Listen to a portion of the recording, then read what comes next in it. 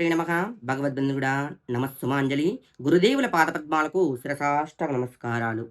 3వ తారీఖు 7వ నెల 2026 శుక్రవారం, శ్రవణ నక్షత్రం. అంతేకాకుండా సంకటహర చతుర్థి. జగదాంబిక జగన్మాత పార్వతీదేవికి కూడా ప్రీతికరమైన రోజు రేపు.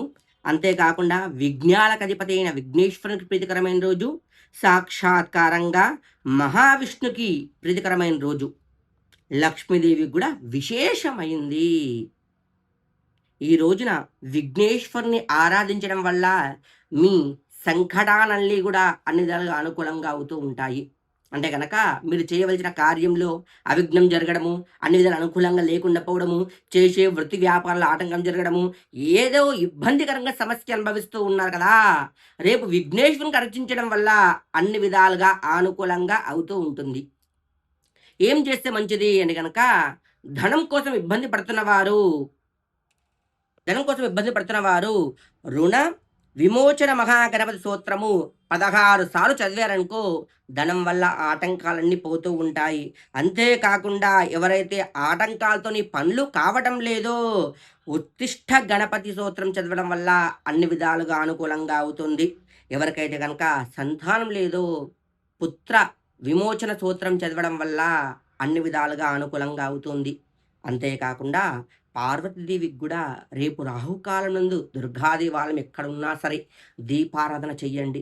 మొదలుపెట్టేవారు గాని, ఏదైనా సరే ఆటంకాలున్నవారు గాని, గృహం నందు ఆర్థిక ఇబ్బందులతో బాధపడుతున్న వారు రేపొక్క రోజైనా సరే రాహుకాల దీపారాధన చెయ్యండి. చేసి ఉపవాసం ఉండి సాయంకాలం పూట విఘ్నేశ్వరునికి అర్చించండి. అభిషేక కార్యక్రమాలు జరిపించండి. లేకుంటే అర్చన కార్యక్రమాలు జరిపించండి. గూడం పైన అంటే బెల్లం పైన దీపారాధన చేయండి. కొబ్బరిలో దీపారాధన చేయండి. అవకాశం బట్టి లేకుంటే గనక ఓన్లీ గరిక తీసుకొని పోయి స్వామివారి నమస్కారం చేసుకొని రండి. ఇలా చేయడం వల్ల అన్ని విధాలుగా అనుకూలంగా అవుతుంది. అంతేకాకుండా రేపు శ్రవణ నక్షత్రం శుక్రవారం వెంకటేశ్వర స్వామి ప్రీతికరమైనది కావున ప్రతి ఒక్కరు కూడా తెలుసా వెంకటేశ్వర స్వామికి వెన్నె నైవేద్యం సమర్పించండి. గృహం నందు దంపతుల మధ్యల అన్యోన్యంగా ఎవరైతే లేదో దంపతులు ఎడమ పిడమకంతో ఉన్నారో వెన్న నైవేద్యం పెట్టడం వల్ల మీకు అన్ని విధాలుగా అనుకూలంగా అవుతుంది.